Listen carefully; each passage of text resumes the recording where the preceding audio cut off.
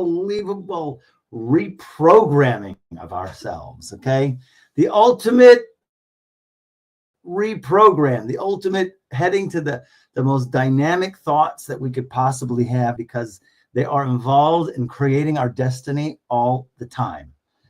And we spoke about that last week. We started to talk about that God said, let us make man in our image, right? It says, Tselem Elokim. Of course, everybody wants to ask the question, who's God talking to? There's many opinions who he's talking to when God said, let us make man in our image. One view was the angels. Rashi says, to show his humility, that he'll have a board meeting, even though they're kind of rubber stamp, okay? Okay? You will say yes. There were two groups of angels actually who said, no, you should not make man. And he basically rubbed them out. And another said, no, it's not a good idea, don't make man. And he rubbed them out. And the third pair says, well, we don't do. If we tell you no, you're going to rub us out again, right? Again. In any case, one view was the angels. One view was that he spoke to the ground. And he's talking to the earth. And he says, let us make man in our image. In other words, you will donate the physical part, and I will donate the soul, the spiritual, the ruchnius.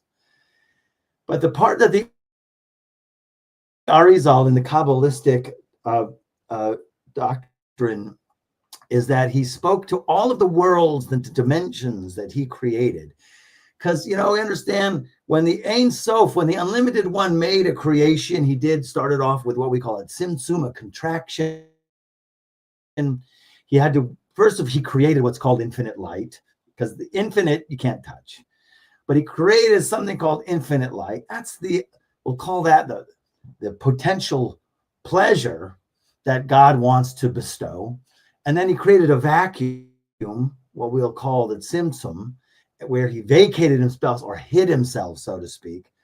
And he had to create a lot of veils and filters because infinite light is too bright. We can't take it. And so he has to tone it down, transform it, filter it through a series of what we call worlds or dimensions. And there's infinite dimensions it brings down in the writings of the Kabbalah. But suffice it for now, for our brains and how we can tolerate things in terms of the map. And we look at the map of creation. He created the highest world, Adam, which we never speak about. Then he created Atzilut. That's the highest realm. Only good exists there. If a person would have a perception or a consciousness level of Atzilut, he would see no bad in this, no matter what would happen. Of course, very few righteous people were able to do that, to be on that level. But there were some. And then there's Bria, creation, and then there's Yitzira, formation, and Asiya, which is where we are, the lowest of all. But when Hashem says, let us make man, he wanted all of those dimensions to contribute, give their part of themselves in order to form man. So man, and they bring it down, and it's in this book a lot, is like a microcosm of creation. Every single thing, the highest realms is within you. Okay? And we spoke a little bit last time, very important, which is where we're going to get into in terms of understanding when it says, let us make man in our image. So God was saying, whether it's the angels or the earth, or we're going to look at it as all the cosmic realms, that they all contributed, and every single thing is contained within man. All of that is within us because it serves an unbelievable, powerful, creative purpose. We spoke last week about we can only get a bestowal from above if there's an awakening from below. The Kabbalistic terminology, we call that is Maim Nukvim, which means feminine waters, which basically is a desire to connect. That's called, and we do that through in the form of mitzvahs, in the form of learning Torah, and prayer, doing good deeds. All of those things are forms of we call Maim Nukvim, feminine waters, with a desire to connect And then, only then there is a bestowal from above. And we learned that last week from Moses. When Moses went to the Jewish people first, before he took the people out of Egypt, before he went to Paro, he went to the Jewish people, talked to them about the razzle dazzle of, hey guys, you ever heard of this concept called freedom, getting out of slavery?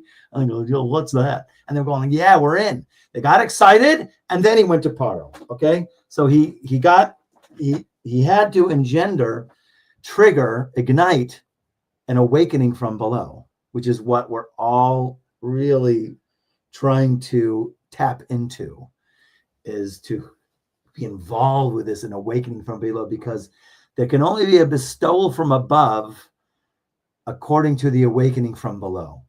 It's a very important principle, okay? So in doing that, he created us in his image, and it's very creative. We spoke a little bit about that last week. Externally, we're in Tselem Elokim. We have all of this incredible potential to rule the world and actually rule multi-worlds. And inside, we spoke about the inner form that man is created in, is in the form of the tetragrammaton, the four letters, the Yud and Hey, and a Vav and a Hey. And Yud, Hey, we said, are all mental facilities. That means Yud is like the inception of the seed of creation, of an idea, any idea, build a house, take a trip, go shopping. Well, I don't know about going shopping, but something like that. Okay. But in any case, some people just, zombify shopping. I wish I could do that in Israel. It's it's a challenge here, shopping. Okay. But I'm figuring it out. Okay. So in any case, a person has an idea, and then let's say to build a house, and then that idea goes to, we'll call it the left part of the brain, which is called Bina, or understanding, or the earth. And it takes apart the seed and then starts to form that seed. So Yud and Hey are just mental capacities within us. We come up with an idea, and then we figure out or draw plans how to implement that idea. The Vav of Yud K Vav K is how to actually implement the idea in the first place. Get the wood, get the lumber, get the contractors, the workers, yada yada, the permits, all the wonderful permits, and then everything else, and then finally the end. Sof Maseh b'machshava techila, we say. The end of the deed was always in the original thought. That final Hey was always in the original plan of a person is sitting in the house that he created. And the idea here is we're always involved in that. We're always creating. The question is now, whoa, what have I been creating? So the idea here is what we want to try to work to is not to become overwhelmed, but start very small. And the point of a needle, Hashem says, just open up an opening, the point of a needle, and I will open up for you whole dimensions, okay? Huge dimensions. So all we have to do is focus on our minds, even a little bit, a minute a day, a half a minute a day, a couple minutes, even more. Hopefully expand that to work to create our destiny and our fulfillment, okay? And don't forget now, this book, I wanted to originally make the table of contents to be like a circle, and each point on the circle, because the tools in this book, you have to, first you have to get the tools, and then you have to know how to implement the tools, to like put them together, to use them, to utilize them. So sometimes I'm going to skip forward. I'm going to bring things in the study.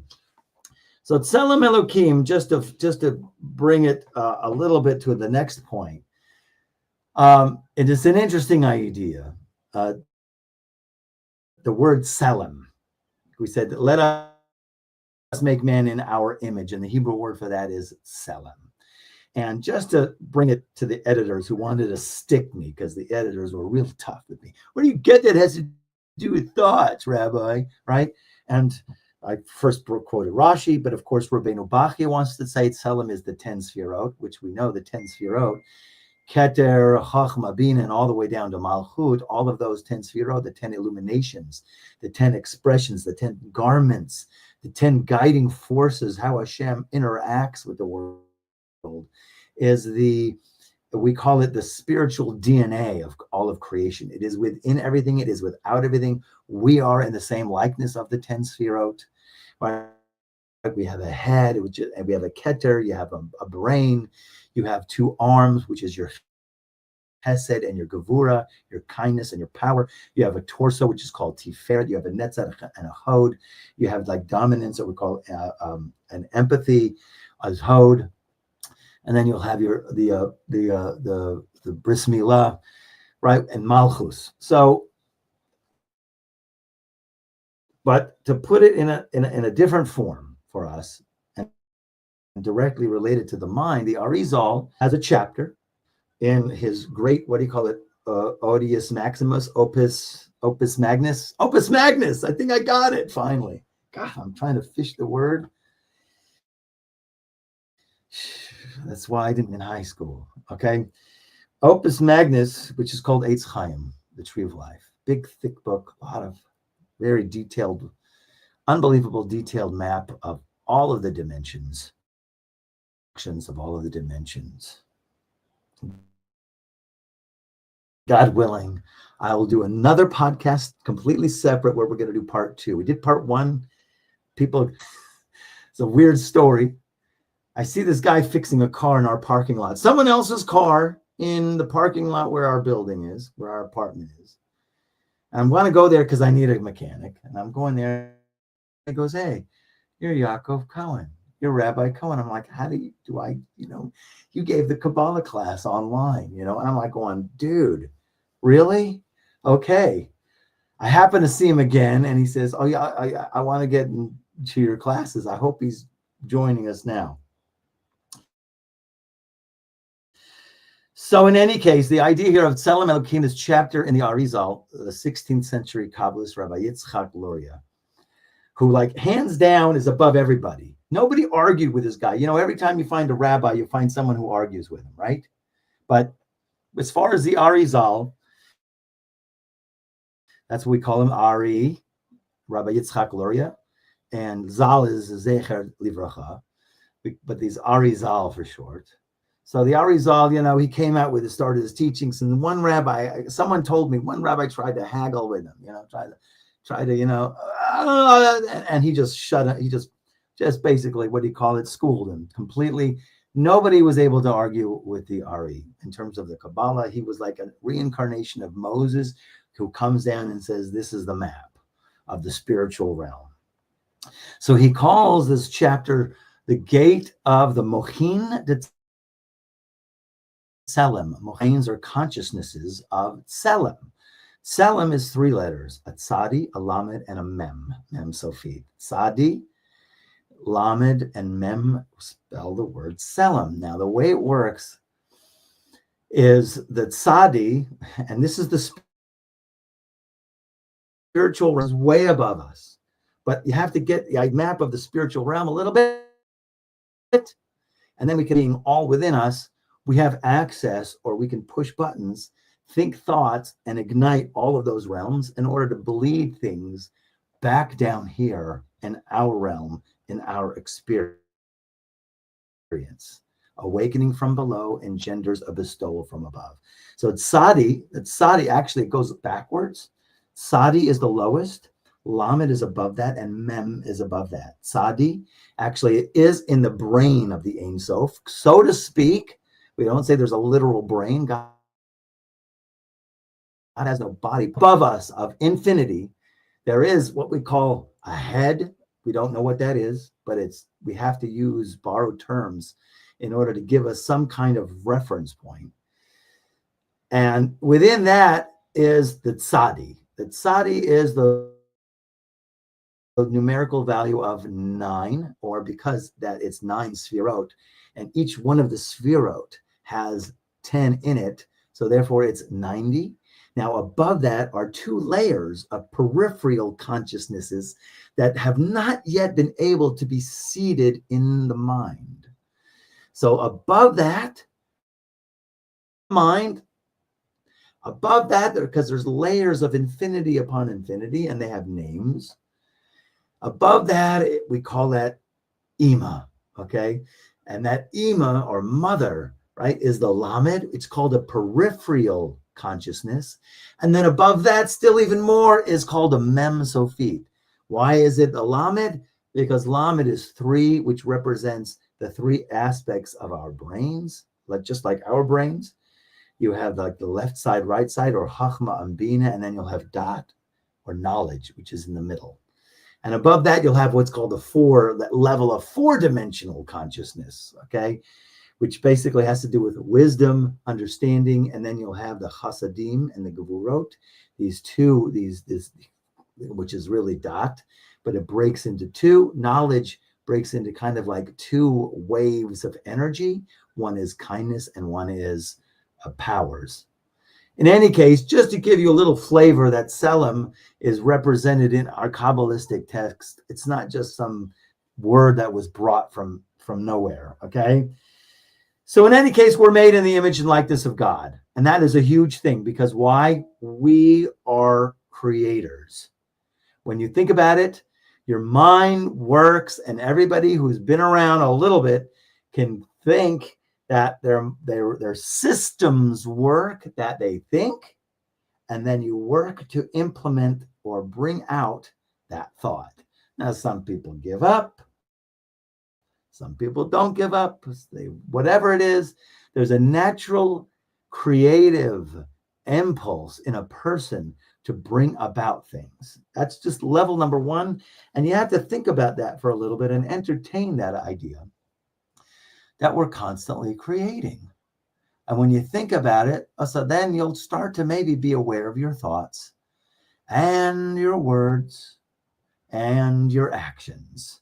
Because if you're creating, what are you creating? So that's the next part that we spoke about last time. This is just a quick recap. And my father, he would always use this parable, and I had to find sources for it. I have found sources for it, thank God. That our mind is like a garden. And just like we're saying the whole time, that you take a seed, you plant it in the ground. If it's a wheat seed, it's only going to plant wheat. If it's corn, it's only going to grow corn. If it's avocado, it's only going to grow. A seed only knows how to grow its type. You can't plant corn and expect to get wheat. Not going to happen. Mind is also like an oven. It's going to bake whatever you put into it. You put dirt or you put a cake in, it's going to bake. So our minds are bakers, constantly baking up stuff or constantly growing things. We like the parable of the garden because actually it relates to, if you're in the book now that we're going to start off with where we left last time, I have to do this one thing that's important.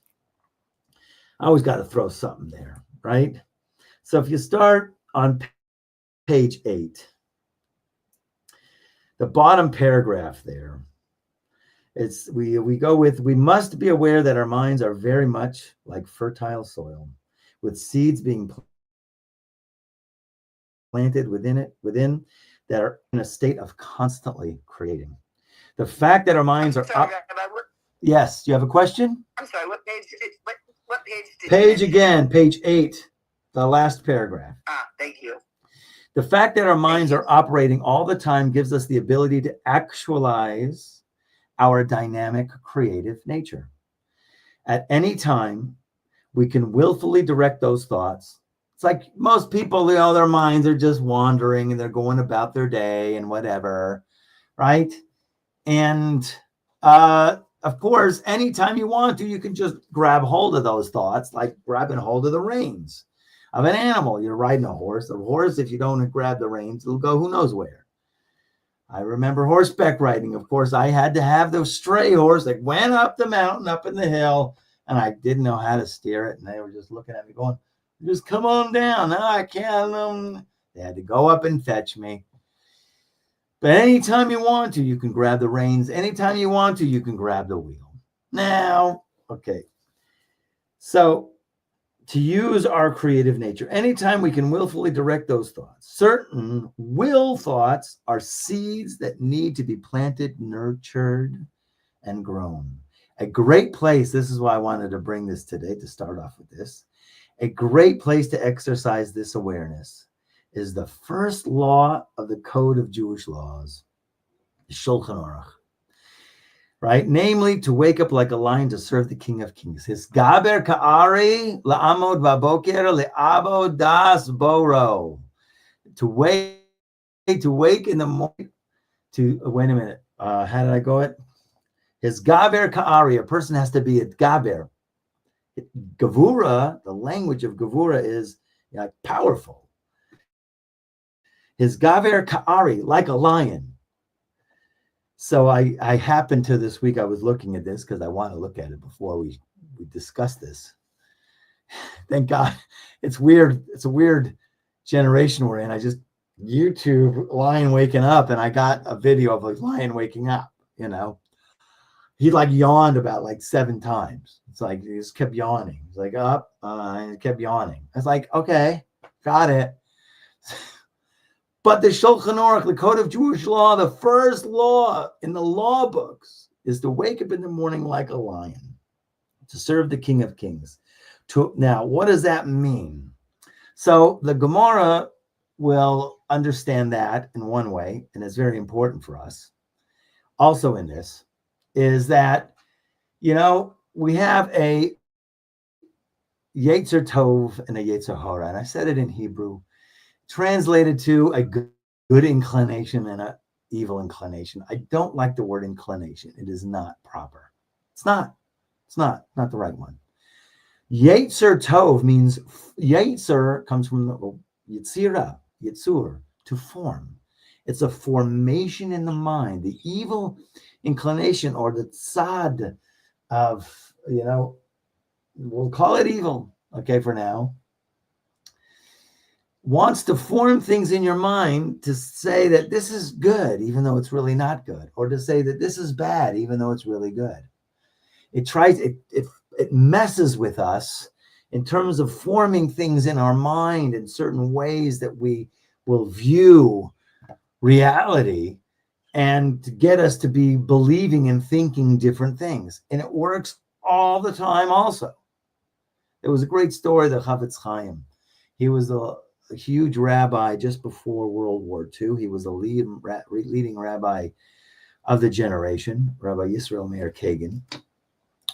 Wrote a commentary on the law books of the daily practice.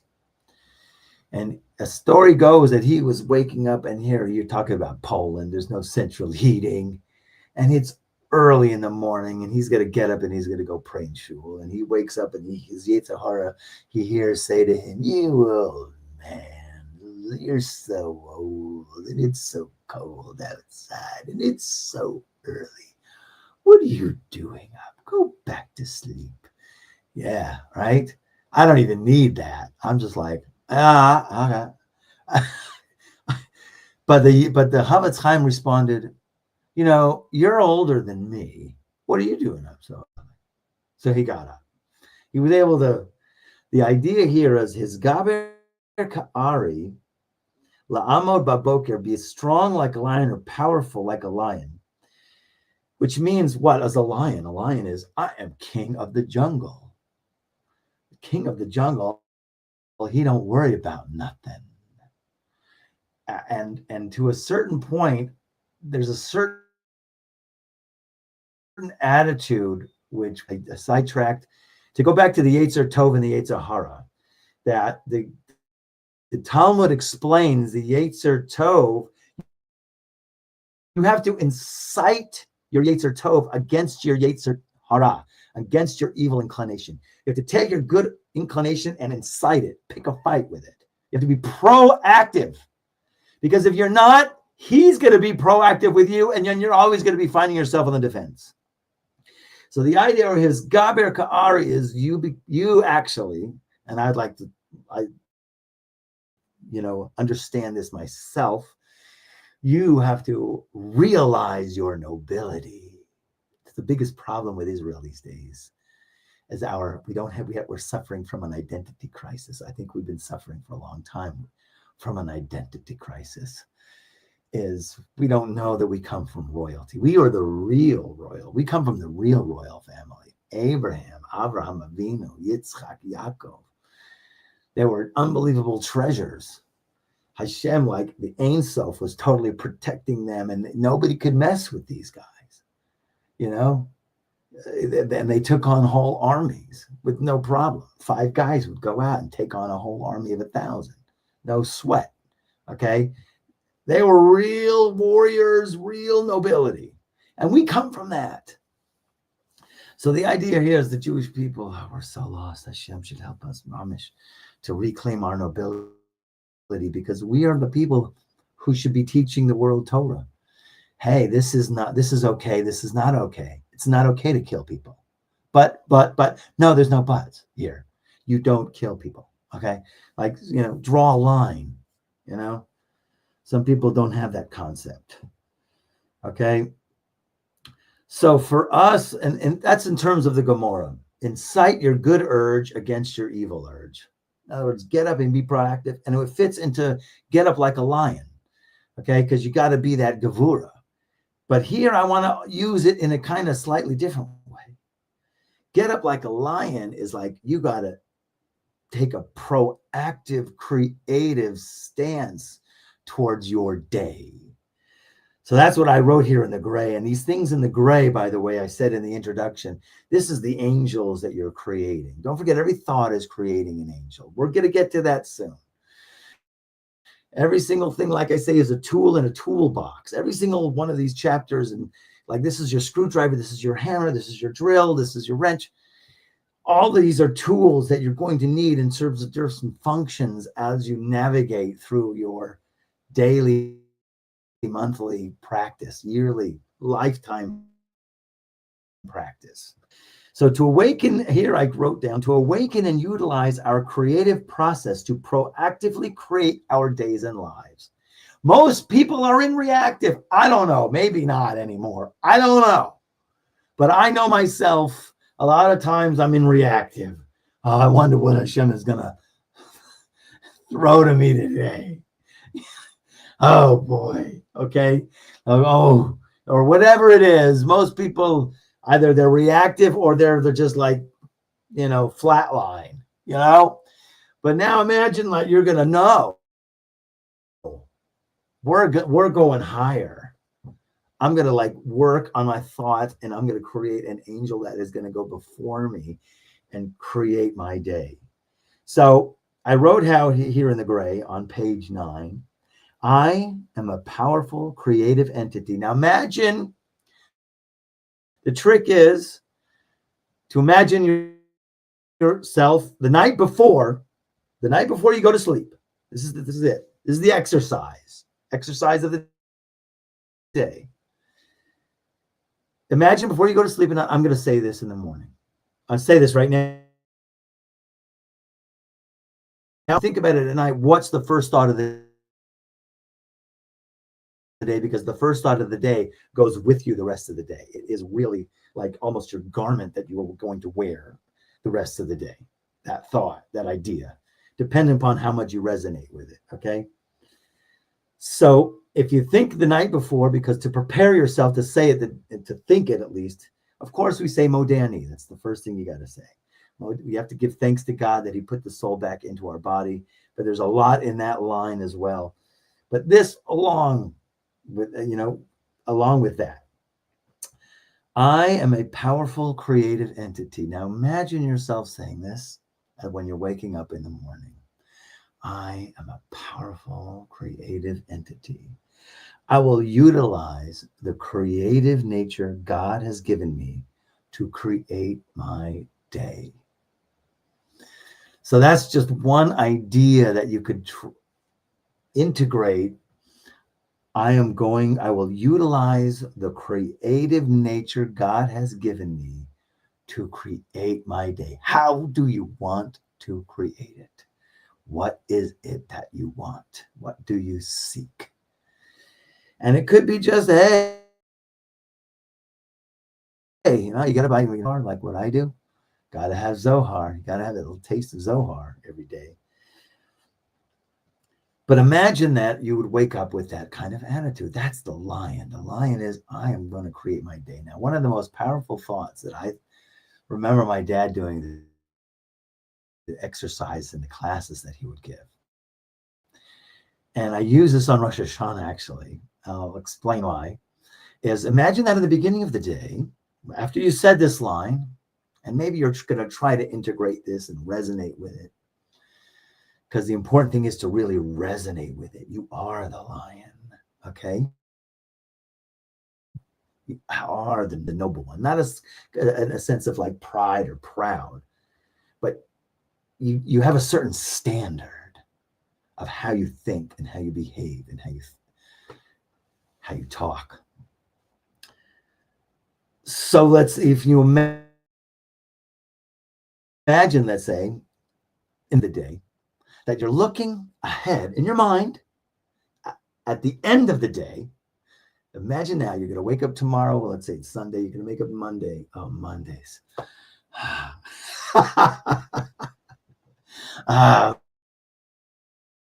Mondays. And easy out there on one thing. Okay. You guys got Sundays. Okay. We don't have Sundays. Right after Sabbath, right after Shabbos, we go right into school, banking, everything goes right into it. Okay. So, it's a 6-day work day. People think, well, Friday is like your Sunday. No, it's not. No, it's not. I'm busy busting my chops, doing Baruch Hashem for Kavod Shabbos Kodesh for the holy Shabbos day. But I'm kind of busy, As a matter of fact, towards the afternoon, I absolutely just right on the bed like that. I'm telling you. You froze, Rabbi. Oh, did I freeze? Should I open the door? You bet. 1 second.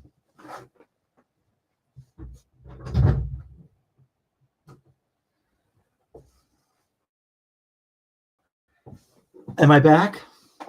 You're back. Sometimes the Wi-Fi doesn't get through. I am right now in a they call it a mamad in Hebrew. Mamad is really the cheder atum, which is really like apartments. It's standard now in all apartments that they build. It is crazy.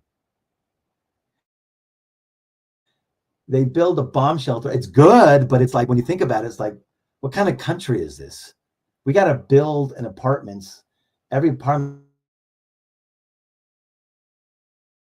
cement all around and iron doors that you close shut. Kind of like, whoa, I don't know, because we're surrounded by enemies, obviously, and they're firing missiles at us all the time. Yes, I get it, the practical reason. I'm just kind of can you imagine now? I mean, it's kind of like when you take a step back at it and look at it, you're going like, what the heck? So anyway, sometimes the walls are thick, so the Wi-Fi doesn't get in. Sorry about that. Imagine now you're in the beginning of the day and you're looking at the end of the day, looking back at the day that didn't happen yet. And you're looking back at the day going, wow, that was an amazing day. Wow, I did so many good things today. Some good deeds. I did some good things today. Wow, what an amazing day. So, but here you are in the beginning of the day, already projecting the last thought of the day, looking back on the day that didn't happen yet. You follow me? More or less. It's an amazing, creative kind of way to make this kind of dynamic that you're always going to be in force in creating the day. Now, things are going to happen, and there are going to be experiences that you didn't plan on, and that's where Emunah falls. Emunah is everything is coming from Hashem, and it's for our absolute best. It's to bring us closer to Him. No question about it. And to the degree that we can integrate that in our response, that's like, Emunah comes from the root of amon, which means like craft, our craft. In other words, you got a drawer in your kitchen or wherever that has all the tools, the screwdriver, the hammer, the wrench, okay? And the measuring tape. You got to have the measuring tape. But it has all the tools that you could just grab the tools right away. So Amuna is like you are the craftsman. You have the tools right away how to navigate all of the wonderful things that Hashem is always just working to just help you to grow closer to him, and all of the rich opportunities that he's constantly showering upon us, that usually they are not in our plans, but they're in his. And our ability, of course, is to use our creativity to say, wow, how can I create this? I can hardly wait to see how this change of plans is going to enhance my life in a greater way. That's one of my dad's lines, okay? Going on. We've set the stage, okay? We've set the stage that we are a serious, dynamic, creative force. Constantly creating, baking stuff like an oven, sprouting things, whatever it is, according to the nature of whatever it is we're putting in our minds. Now, we are not spring chickens. We have a past. We've been through a lot of stuff in our minds. Don't focus on that for now. Just focus on trying to create a positive, because sometimes the best thing is just to create a little positive, like Hanukkah is a little light in a lot of darkness, clears it all away. Just start with the tip of the pin. So now we have to go ahead and understand the garden, Marshall. I've got some sources here to share with you about the garden. Interesting thing, I discussed in a later chapter how the Torah, there's no other book that is a 3-year-old can read it and enjoy it, and an 80-year-old genius can totally dig it. And so it traverses all of creation. It is the blueprint of creation. And whatever you read, there's always layers of infinity or of understandings that are above the simple understanding of the verses. So here's a simple understanding from Genesis. And from the ground, God caused to grow every tree that was pleasing to the sight and good for food, with the tree of knowledge in the middle of the garden and the tree of knowledge of good and evil. Actually, the tree of knowledge and the tree of life kind of have the same roots. I know, it's what? Okay, but we'll, for another time. From the ground, God caused to grow every tree that was pleasing to the sight and good for food. Okay, so you can look at that literally. But Baruch Hashem, we have Rav Cohen, who of course he has to say, no, yes, sweet boy, there's other layers to go ahead and see here. Let's just kind of phase out your simplistic way of looking at it or surface way of looking at it. Go a little deeper. So here, the Garden of Eden sprouts from it all trees pleasing to the sight. And this represents the external, outer expression of a person's deeds. Already, we've moved from the garden sprouting, right? Trees pleasing to the sight. Of course, it's optics. Okay? We do learn from Pirkei Avos that a person's deeds should always be something that's good for him and good for people. It can't be something where, we do, there is Jewish laws which we are concerned to a certain degree of optics. It's called Maris Ayin. If you were, eating milk, if you're having some meat and you have almond milk here, so to help some people who, might be not as mature as you in the optics, they put, you put some almonds next to the milk. So the person gets the idea, oh, it's almond milk. He's not eating milk and meat together. Follow? So all trees pleasing to the sight represents a person's deeds, his external deeds. Good for food. That's the next part of this very verse, talking about the garden. This represents the inner aspect of a person, his thoughts. Boom. His thoughts and feelings. Feelings is important, and we'll get to. From the comparison between food and thought, it seems that thoughts are a higher form of energy intake. It's kind of strange that I put that in here because I will never forget. There was a university, electric acupuncture university from France that came down here and taught a whole course in acupuncture. And it was, long course, and they were giving a degree and and I was in this course. I actually got a degree of it.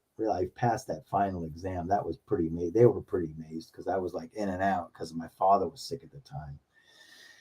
So in any case, the professor, when he said that, it was striking. He says, there's a lot of ways that we intake energy. The sides of the eyes take in energy. What we hear, things we hear give energy, right? Of course, the things we smell, we get energy. That's why we smell, after Havdalah, at Havdalah, we smell spices to revive our soul because our extra soul left us on Saturday night. And of course, our major form that we can readily see of intake of energy is eating, right? But the professor was going, the highest form of energy intake is thoughts. And when he said that, I went, whoa. Now, it was before the whole thing with my father. Actually, my father was sick at the time. And I kept it in my mind, seeing what's the deal with this.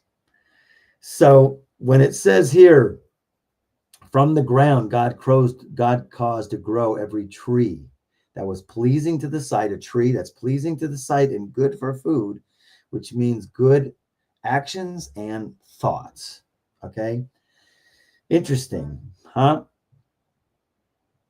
So the tree of life was in this garden. This represents the heart of a person, i.e., the will, as it is in the place in the middle of the body, like your heart is. So you see, obviously here, if you're reading a verse, there's layers above it, talking about a person. Okay, you're talking about a person's actions, his thoughts, his will, and then the tree of knowledge, right, which is the tree of knowledge of good and evil. This represents the mind that distinguishes between good and evil. Another part of our mind, which is called dot. Dot has a lot of kind of understandings, and I'm not even like clear. I had it for a moment, and then it eludes me. It's that peripheral lamed mem. It seeps in, and then it goes up until it can really anchor into your consciousness or into your heart. And so dot usually, let's say simplistically, is the ability to discern from right and wrong. And they say a katan, a small child, until he's 13, bar bat mitzvah, 12 for a girl, they don't have the ability to really discern really clearly if this is the right thing or wrong thing. They might have it. They're every child, they're angels. Don't you dare say my son is a devil. Okay. I've taught many, and they are. Okay. Yes. In any case, sweet little things. Okay. It's the ability to discern. It could be slight, it could be subtle, but to some degree, it doesn't matter across the board. The Torah regards a katan, he's not obligated to do mitzvahs because of this ability to weigh things. Because a lot of times you have to weigh things when you're deciding a halacha, what to do first. If you're walking down the street, you're on the way to shul, and someone wants you to go and fix their tire, what would you, or if you're learning Torah, if you're busy with a mitzvah, can you stop and do another mitzvah? A lot of detailed laws about that. So there are different parts of the mind, but the bottom line here is just to see that you would read this verse simply. And you'd think it's talking about a garden and a tree, but it's talking about a person. A person is a tree, right? And God took the man and placed him in the Garden of Eden. I'm on page 10. And God took the man and placed him in the Garden of Eden and to work and guard it. So you're looking at it, la'avda u'lashamra, it's in Hebrew. What does that mean, to work in the garden? Is he talking literal? No, he's not talking literal. There are several commentators who do not view the Garden of Eden as a literal garden, but rather as a spiritual concept. The verse says that God placed Adam there to work and guard. And what does work and guard mean? Well, there's no thieves running around and you need to guard it. Actually, kind of there is, okay? But it's in a kind of a different kind of thing. But the idea here that's simply inferred to is, what is this idea of working the garden and guarding? Working is two things. Working is a positive, and guarding, of course, is a negative. And it refers specifically to good deeds versus bad deeds. And the Zohar, he gets specific, and he calls it, mitzvahs aseh and mitzvahs lo taseh, positive mitzvahs and negative mitzvahs. Do this, honor your parents, right? Do's, right? Give tzedakah. And then there's don't do's is like don't eat milk and meat together. Okay. So there's the do's and the don't do's. And that really is the whole garden concept that we are in. Wake up to your garden. Okay. If that's not a song in the 60s, it should be. Okay. Creedence Clearwater. I don't know if they sang that one. Okay. So when you beseech, so that's one source. Okay. One source, the same kind of source, kind of like that he made the garden with the tree of knowledge, and God took the man and placed him in the garden. So it has to do with your life is a garden. You got to really kind of like get that, because there's seeds being planted. Now there's weeds which need to be dealt with, because if you go to sleep, if you sleep, the weeds are going to grow. And then a person leaves this lifetime after 120 years, right? And he wakes up and he's like, what is this place, man? This place sucks, man. It's just a garden of weed, place of field of weeds here, man. Right? So, and God's going, well, this is what you planted, this is what you did, because that's what the accent, they speak Brooklyn in Manhattan. Don't you know that? This is what you did, right? So in any case, that's one. Now, this is another one. You just got to kind of get the theme of it, because it's about, okay, it's nice to use the metaphor, but you really want to see where it's sourced at. That's why I brought these. Because when you see a source, you can have more of a dynamic of how really to understand it. And you have to think about these things a little bit. So the next source is, when you besiege a city for many days to wage war upon it. This is from Devarim or Deuteronomy. You must not destroy its trees, because you're laying siege. And if you have a fruit tree, what's going to happen is the guys are going to sneak out in the night and pluck the trees to eat something, because they don't have food inside the city. So it's a tree, right? And it's a fruit tree. And you think, let's cut it down so they don't have any food to eat. No, you're not allowed to do that. You may eat of them, but you may not cut them down, for the trees of the field are a person. Weird metaphor. I always understood this as rhetorical, but all of the texts that I went through, rhetorical, which means like it really means the opposite. Don't cut that tree down. Is a tree a man of the field that you just go cut him down? Like a man you cut down. Maybe your enemy you cut down, right? But don't cut the tree. It's like more like saying the opposite. When you're saying rhetorical, you're really saying, is a man a tree of the field?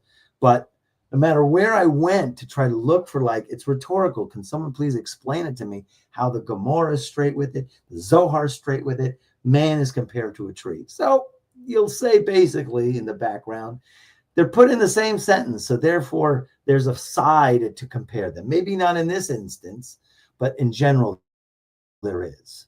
Okay? So the verse says, you may eat them, but you may not cut them down, for the trees of the field are a person. Here is the source actually against what we call tashchit, which is destroying items needlessly. Anything in your possession or anything that is out there that could be of use to someone, and for someone to simply destroy it, is called bal tashchit. Okay, if there is certain purposes, there's halachas pertaining to it. Not going to get into the halachas, but there are usually, in general, if someone can use this thing and you just simply destroy it, not that you don't want to use it, so that's called bal tashchis, and that's called just waste. Yes, that's right. The Torah does believe in ecology, okay? How far you go, that's different, okay? But in any case, we do believe in an idea of we don't waste things. Things have serve a purpose. Like it brings down in chapters of the Fathers. There's no thing that does not have its time and place. Okay, we derive the prohibition against the needless destroying of items. This verse specifically refers to fruit trees, that we may take part of them but not cut them down. What is interesting is the reason for the prohibition, which is like the Torah compares a person to a tree. The most common understanding is that the life of humankind is dependent upon. Okay, but the idea really, in terms of the metaphoric understanding, which is on the top of page 11, which is like a fruit tree is a person of good influence, and a person of bad influence is a tree that doesn't, which will get you to create or do something positive in your life, some kind of influence to correct yourself or better yourself in one way or another. That's called a fruit tree. Don't cut down that fruit tree. In other words, if it's a scholar, God forbid anybody should say anything bad about a true Torah scholar.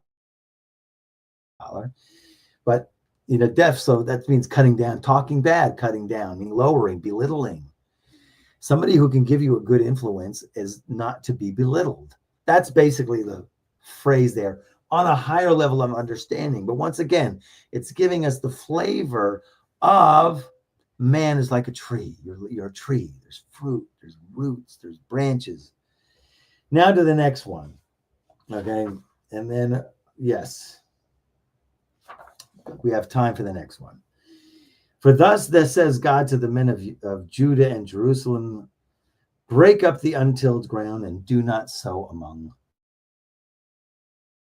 thorns. The gist of that, which is it's not literally talking about breaking up the untilled ground or do not sow among thorns. He was instructing them in terms of their behavior.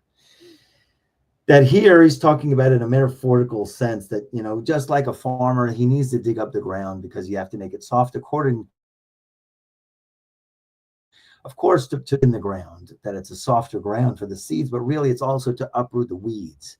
That if you don't do that, there'll be weeds that'll grow up. And so it's going to mess up your whole field. So the idea here is you have to break up the untilled ground. You have to get rid of the weeds. And then do not sow among the thorns. Do not sow among the thorns, which means basically your thoughts, because it's referring to thoughts. It's referring to actions. Don't sow among the thorns, which is basically in your heart, where your heart is in the right place, to get your heart in the right place in terms of when it comes to planting seeds or character traits, good character traits. Okay. So like the last paragraph there on page 11, we see from this metaphor how the heart and soul are likened to a field. Do not plant your seeds, your thoughts, in a place of negativity. That's a heavy one. I even have to rethink this because I think about it. Do not plant your seeds, your thoughts, in a place of negativity. Where would be that place of negativity? Right? Okay. It could be simple. You think negative, don't think negative. In other words, we're going to get into the whole chapter of perception because it's such a dynamic rule. It's so powerful that a person with their powers of perception go ahead and see things differently and have different conclusions. And one could be a negative conclusions. One could be a positive conclusions. Great story. My dad, good-hearted man, driving in LA. Hashem help us. And he's turning and it's, there's a lot of traffic and somebody was in the wrong lane in a left turn and needed to get so my dad let the guy in, but meanwhile, my dad got caught in a red light in the middle of the intersection, in a red light. A cop stopped him, pulled him over, and gave him a ticket for creating a parking lot in a traffic zone. And so for parking in a traffic zone. So my dad was okay, whatever. But of course, he brings it to his mother. And my mother says, that's what you get for helping somebody. Okay. Aleh hashalom. Right. So the idea here is don't plant your thoughts in a negative place. You have to be aware of those negative places, negative perceptions. We don't want to do that. We don't want to say that. Okay. Let's finish off here on, I got a few more minutes, page 12, the top. Okay. Our lives in this world are likened to a garden or a field. Our good thoughts, words, or deeds are likened to removing stones, cutting out weeds, plowing, planting, watering, pruning our personal garden, which we will call our holy garden. What is this holy garden about? It intimates that we are participating in a cosmic event that is likened to a garden or field, a cosmic garden that we as creations are involved in building, which is a means that enables the holy infinite one, the isness of all there is, to have the expression, to express his infiniteness. We have a great opportunity to participate in making a space. You know, the Chabad will just call it simply everything we're talking about. Oh, Dirot B'tach Tonim, which means God wants a place to rest here, right? To make a mishkan. But it's more intricate, like when you look at it in terms of the idea of a garden, and it's a cosmic garden. I am a creator of a cosmic garden. I get to plant dynamic seeds in my mind that will grow out unbelievable fruit. There's your thought for the day. How we tend our holy garden will determine our destiny and our unique expression. Our part in creation and our portion in the fulfillment on our destiny. Actually, I hate to break this to you, but God already has it planned for you. And you will do it, and you're going to do it with a smile. Okay? So, yes, the holy garden. And he knows it. When he created you, when he thought of you, which is like infinite, because he always really thought of you, because you've always existed and you always will exist, believe it or not. We are a part of the carved from the infinite being, from infinity. But he has a potential of how much you could express, how much you could manifest. So how much and in what way the infinite expresses itself depends on how well we tend to this garden. How much of God do you get in this world? Our Creator is the master gardener, but we have our opportunity to do our part. The beginning of our work in the garden starts in the mind. We need to understand that when we accept and integrate thoughts and beliefs, it is like we are planting seeds. The dynamic and fertile ground of our consciousness will grow whatever thought or belief we put into it. So the idea here is choose your seeds wisely. Thank God we have the Torah. We'll get to that in a later chapter. We're going to stop here for now into choosing our seeds, and then we get to the pièce de résistance next week. Now, it is Hanukkah next week. I do not know if we'll have a class, so I will send out an email. Okay? And let me stop this. Let me stop that. Let me stop this.